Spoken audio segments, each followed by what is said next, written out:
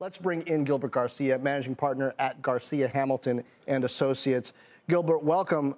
You say that the Fed raised rates too far, too fast, and the odds of a recession are high, which I guess would mean rates would be coming down eventually. All of that sounds like reason to buy bonds now and lock in those yields, no?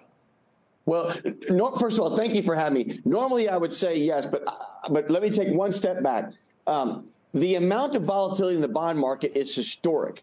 We haven't seen this sort of moves where you got 50 basis point decline in the 2-year or the 5-year, and the next day it's 25 higher, and then it's 20 lower the very next day. This is very unusual and not normal. It is also not normal to see banks of this size, and while they may not be systemically important, nevertheless, there are banks that are significant size going under.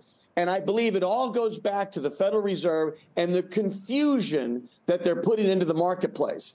I'll never forget when they first said on Friday or Saturday morning when I woke up, we're not going to intervene. And then they bailed them out. And then it was, we're going to bail them out, but we're going to make sure all the depositors are whole. That type of confusion is what creates this volatility because bond participants aren't sure where to go and what to do. But it sounds, despite all that, like you don't think that rates are going a lot higher. It's just a question of when they go lower.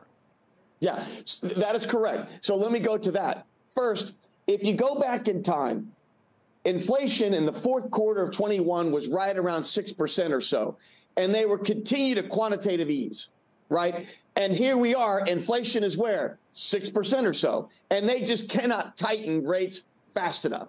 And so it's kind of a very odd situation. They were late to raise rates, and now they're going to be very late to cut rates. And so there's just been this unusual rally because of this scare in the financial system that I think has been a little overdone. I expect to see rates go back some, especially after the Fed raises rates. And then ultimately, between now and the end of the year, we think rates are going to still be significantly lower when the recession appears. Okay, so if you're not trying to time the market, the bond market even, what are the types of bonds that you think folks should buy now to sort of sail past the volatility? Sure. I can tell you, in my career, there's been sort of 2 or 3 really great trades. And I got in the bond business in '85. The first, of course, was corporate bonds after Lehman, and then, of course, corporate bonds after COVID. But what's amazing is one of the greatest opportunity is in the agency guaranteed mortgage-backed securities market. Because if you look, for the first time ever, almost the entire mortgage-backed securities market is under par. And I mean deep under par, with many in the low 90s and even $80 prices. When you have such low dollar prices, these bonds, which normally have negative convexity, which means their price doesn't go up like normal non-callable bonds, they all of a sudden have positive convexity. You want prepayments, and they will go up even more than normal bonds. Okay. And so in my view, that is one of the best trades I've ever seen in my career now. You got an ETF or something for me? What's the most straightforward way to play that if you're not trying to be a ninja? Sure.